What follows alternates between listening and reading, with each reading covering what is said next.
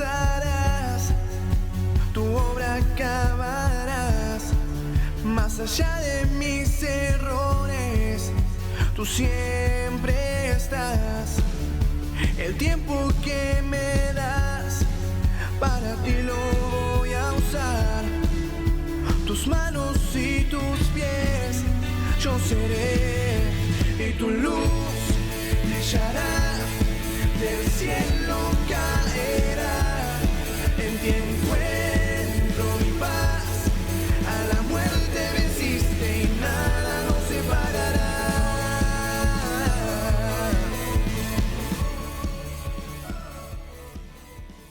Cuando Isaías ve el trono de Dios y la presencia del Señor se establece allí, dice que la casa se llenó de humo.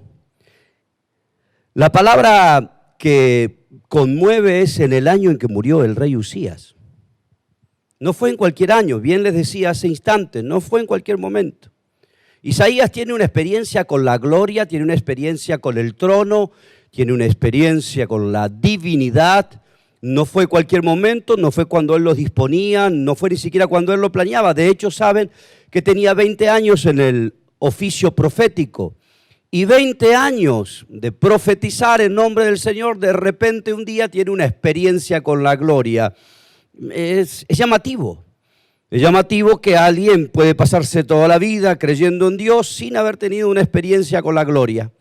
Tuvo una experiencia con la gloria, y la experiencia que tuvo con la gloria fue en el año que murió el rey Usías, y estoy siendo reiterativo en ese punto por la simple y sencilla razón de que fue un año de crisis. Como mencioné ya, para los que pudieron estar conectados en la primera parte, 52 años reinó este rey, un ingeniero, un agrónomo, un amigo de la agricultura.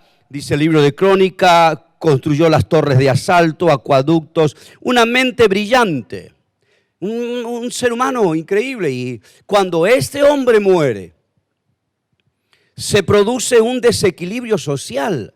No es una afectación personal, se afecta a la sociedad. Hay crisis, hay hambruna, hay pestes, hay guerra. Y en el marco de una crisis social, un profeta que hace 20 años que está conectado con la fe, que está conectado con el Rey de Reyes, que está conectado con el Señor de Señores, de repente tiene una experiencia que nunca antes había tenido.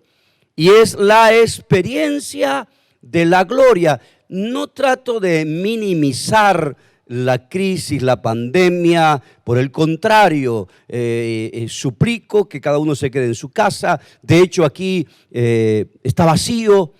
Hay solamente 2 o 3 personas que tienen permiso de circular, si bien lo dice el decreto presidencial. No hay gente que no pueda estar. Estamos conservando y guardando esta cuarentena, así que quédese en su casa, pero mire el texto.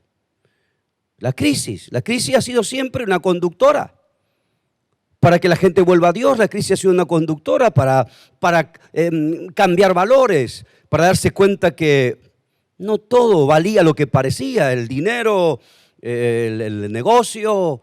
Hoy por hoy lo que vale más es la vida. El mundo entero está hackeado con eso.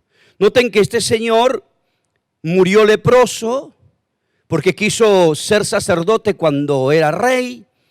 Qué interesante que muchas personas son capaces de administrar mucho, pero incapaz de administrar su propia vida. No sé si se dio cuenta. Estamos llenos de personas capaces de hacer mucho, pero incapaces de administrarlo poco, de administrar su propia vida. Segunda Crónica 26:16 dice: mas cuando ya era fuerte en su corazón, se enalteció para su ruina.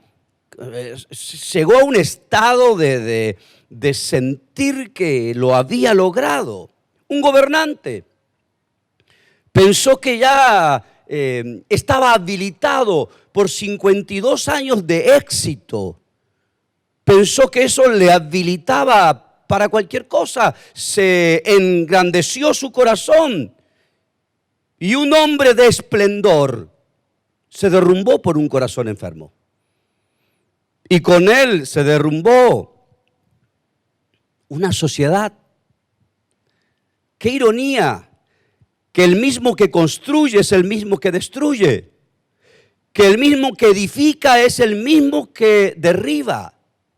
Solo por un corazón que le falta madurez, ¿cierto? Miren, y es una expresión que suelo reconocer, que el corazón no siempre madura al mismo ritmo que la vida, ni al mismo ritmo que los logros. A veces se logran cosas mucho más rápido que la madurez del corazón. Crisis.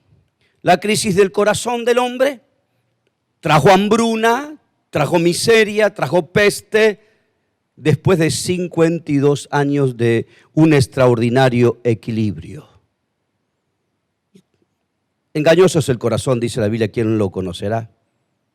Es curioso que vivimos la vida según sentimos, según nos parece. Nos cuesta vivir la vida según corresponde.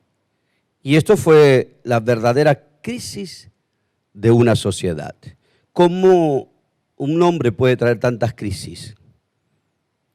Y obviamente las crisis son movilizadoras. Te mueven de una situación a otra, de un momento a otro. 20 años en el servicio profético y de repente tiene una experiencia espiritual como nunca antes. No quiero ser o dar una connotación masoquista, pero si no hubiera tenido esa crisis, si el profeta es un hombre de Dios que no sabe cómo responder a la sociedad. La sociedad está decadente y él se siente y tiene esa experiencia o esa sensación que muchos cristianos pueden tener. ¿Dónde está Dios en este tema? ¿Por qué Dios nos desamparó? Así que el hombre se fue al templo, a la casa de Dios. Y recuerden ustedes que tu casa, allí donde está, hoy es la casa de Dios. En el año en que murió el rey Usía, vi yo al Señor. En el peor momento, qué irónico, encontró su mejor momento. Parece una ironía de la vida, ¿no? Uno vive la vida queriendo encontrar los mejores momentos y los mejores momentos a veces vienen conducidos de la mano de tu peor momento. Y miren lo que trajo esa visión del trono. Primero trajo una dimensión sobrenatural. Vio al Señor sentado en el trono. Ubíquese en la sociedad de hoy. La idea es que todo está descontrolado, que no hay gobierno, que no hay quien controle la situación. De hecho, esta pandemia es una crisis mundial porque todo el mundo está ensayando de buena manera cómo controlarse, va aprendiendo en el andar. Así que Isaías tiene la sensación de que todo se está descontrolando. Y cuando va a la casa, al templo, a la casa de Dios, tiene una visión del rey. Mi amigo, mi amado, mi hermano, ahí en tu casa, con los tuyos, que no te invada esta sensación de descontrol y que no te invada esta sensación de que esto puede superar y nadie puede controlarlo. No es simple, no es sencillo lo que está pasando y lo que va a venir. Pero te invito a que tengas una experiencia, que tengamos una experiencia como Isaías. Ver quién está sentado en el trono. El Rey de Reyes, el Señor de Señores. No empezó con una visión de poder, no empezó con una visión, empezó con una visión de demostración de quién se sienta en el trono. Esto tiene que traer absoluta paz porque en medio de preguntas sin respuesta, de un futuro incierto, de no saber qué vamos a hacer con la economía, cómo vamos a mantenernos, qué pasará, trata de tener una experiencia este domingo a este mediodía con el trono de Dios. Que pases un domingo extraordinario, una semana con la certeza de que hay un rey sentado en el trono. Dice que sus faldas cubrían todo. Esta es una experiencia interesante, quizás alegórica, pero no hay una falda que cubre poco, no hay una falda que cubre solo un tramo, hay una falda que lo cubre todo, la cobertura del rey sobre la sociedad. Es lo que estaba viendo Isaías, que no hay nada, absolutamente nada que no esté debajo de estas faldas. Debe ser esperanzador para ti, debe ser esperanzador para mí. Saber que hay un rey cuya falda cubre tu casa, cuya falda cubre tus hijos, cuya falda cubre tu economía. Y de repente una voz que estremeció los quiciales de las puertas. Y así como en una pandemia como esta hay que volver a descubrir quién está en el control, en el trono, y sentir que la cobertura de Dios está sobre tu casa, también es importante saber cuál es la voz que hay que oír. Encienda su televisor, busque todos los noticieros que estén a su alcance y aunque sea una realidad lo que están transmitiendo, mire las redes sociales, su Face, su WhatsApp, y usted está aturdido de voces, con buena intencionalidad. Pero qué bueno saber que hay alguien en el trono, que hay una cobertura sobre nuestra casa, y qué bueno saber que hay una voz que pueda hacer estremecer cualquier otra voz. No fue casual la visión de Isaías. En medio de una crisis social, saber quién está en el trono, saberse cubierto y saber qué voz oír. Y de repente esa experiencia le dio una dimensión personal, le dio una realidad introspectiva y presente de sí mismo. Sí, Señor, se empezó a revisar. Exclamó: ay de mí, que soy hombre de labio inmundo. Esa confesión de un profeta que hace años que usa su voz para profetizar, de repente se empieza a mirar. La crisis lo llevó a la casa de Dios y la visión lo hizo mirarse hacia adentro.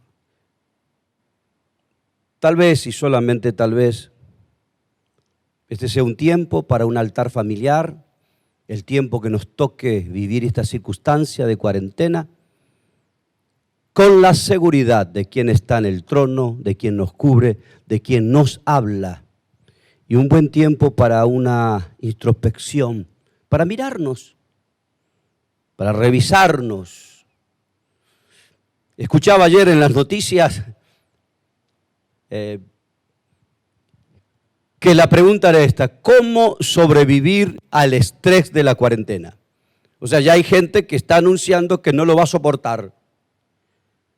No sé si 14 días o 30 días son suficientes para que uno se revise a sí mismo. Una visión introyectada de procurar ser mejor. Y el hombre en la crisis se olvidó de la crisis para, frente a Dios, descubrir sus propias miserias personales. Había miseria afuera, pero había miseria interna. Y cuando procesó su miseria, dice el texto que aparece la restauración, no antes. Un serafín con carbones encendidos, el simbolismo del fuego, de la pureza, tocando los labios, la debilidad. Porque él dijo que ese era su problema, sus labios. Si hubiera dicho su corazón o si hubiera dicho su mente, supongo, creo entender que el fuego divino del altar hubiera purificado otra parte de su vida, pero ahí está, ahí está. Así que la pregunta, ¿qué hacer? Hay mucho por hacer en casa. Descubrir quién está sentado en el trono, saber quién nos cubre, oír su voz por encima de todas las voces, mirarse introyectadamente como ser humano, como familia, y permitir que el fuego de Dios abrace tu casa. Les propongo esta experiencia. ¿Se imaginan? Uno a veces siente la presencia de Dios en el culto, alabando, ¿te imaginas tu casa, tu cocina, tu cuarto, el lavadero, el garage, lleno de la gloria de Dios? Histórico para muchos de nosotros. Histórico para revisarse y aprender a convivir, estar todo el día juntos y hacer de casa un altar. De casa. Qué palabra extraordinaria, ¿no? Cuando usted revisa la Biblia se encuentra con milagros de la casa. Se oyó que Jesús estaba en casa y le trajeron a un enfermo que lo bajaron por el techo. En la casa de Lázaro, María y Marta ungieron a Jesús como en ningún lugar. En la casa de Simón sanó a su suegra. El publicano dijo, no soy digno de que entres bajo mi casa, bajo mi techo, y entró en la casa. Y usted mira que los grandes, más extraordinarios momentos del ministerio de Jesús se vivió cuando Jesús estaba en casa, ahí en su hogar. Un rey, una cobertura, una voz, un reconocimiento de lo que hemos fallado como familia, como padre, como hijos, y un carbón que encienda tu familia. Se los prometo que al terminar esta crisis, el tiempo que nos lleve, habrá valido la pena. Si al terminar cientos de miles de hogares cristianos están encendidos. Déjenme decirles algunas frases finales en este domingo, que no hay presencia sin misión. La misión es muy conocida, porque ustedes saben, porque lo he mencionado, por eso uso esta frase de que ustedes saben, de que escuchó el corazón de Dios. La crisis lleva a una persona a una presencia increíble y algo incalculable: escuchar el trono, ver la visión, oír a Dios e interpretar el corazón de Dios. Ahí estaba la Trinidad, el Señor estaba diciendo, ¿a quién enviaré y quién irá por nosotros? Isaías interrumpe, se ofrece, heme aquí, envíame a mí. Obviamente él no fue el enviado. De esa conversación Jesús fue enviado. Ahora, qué increíble que un mortal, qué increíble que un ser humano como usted y como yo se le permita escuchar los planes de Dios. Al punto que se siente involucrado en la conversación, se siente parte, siente como que le están preguntando a él, y él mismo dice, bueno, ya que estamos hablando, allí está el Padre, allí está el Hijo, allí está el Espíritu Santo, y en esta Trinidad está Él. Está con la Trinidad y Él se siente parte del plan, por eso se ofrece. Los cristianos nos pasamos la vida preguntando al Señor qué planes tiene. Qué increíble que aquel día la casa se llenó de humo y que un simple mortal se sienta parte de un plan de Dios. Mi amigo, mi hermano, aprovechemos este tiempo en casa para cuidarnos, pero aprovechemos para interpretar el corazón de Dios, para saber qué es lo que Dios quiere, para saber qué es lo que Dios busca. ¿Qué hubiera pasado si Israel no hubiera escuchado la voz de Dios? Cuando Dios recomendó que se quedaran en casa. El libro de Isaías dice: hijo mío, entra en tu casa, cierra la puerta y quédate detrás del cerrojo hasta que pase el enojo. ¿Qué hubiera pasado? ¿Qué hubiera pasado si Israel no hubiera escuchado la voz de meterse en casa, de comer el cordero y de pintar el dintel de la casa, de la puerta de su casa, para que la pandemia no lo toque? Qué importante es oír la voz de Dios. Así que te propongo un altar. Te propongo volvernos a encontrar en una célula general, volvernos a encontrar en lo online el miércoles próximo, y este es nuestro momento, el momento de altar de casa, de que cientos de hogares sean encendidos, cientos de hogares sean encendidos. Así que, mi amado, me despido, te bendigo, Padre. Bendice ahora a los que están conectados, a los que están escuchando, allí en el hogar. Revélate como Rey, revélate con las faldas cubriéndolos, revélate con tu voz. Revélanos que hay que cambiar en nuestro ser. Manda tu carbón encendido. Haz que se encienda mi casa este domingo. Haz que se encienda mi hogar este domingo. Y que seamos parte de tu plan. Hay un plan en el que nosotros somos parte. Lo recibimos. Amén. Dios te bendiga. Hasta la próxima conexión. Dios te bendiga. Escribinos de dónde nos estás viendo. Mandanos saludos, fotos. Estaremos conectados contigo una vez más. Dios te bendiga. Gracias por sintonizarnos.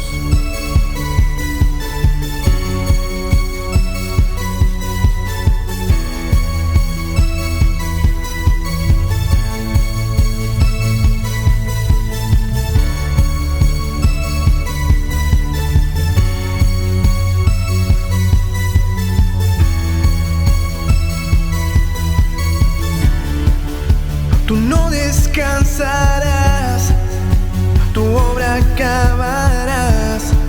Más allá de mis errores, tú siempre estás. El tiempo que me das, para ti lo voy a usar. Tus manos y tus pies, yo seré, y tu luz brillará del cielo.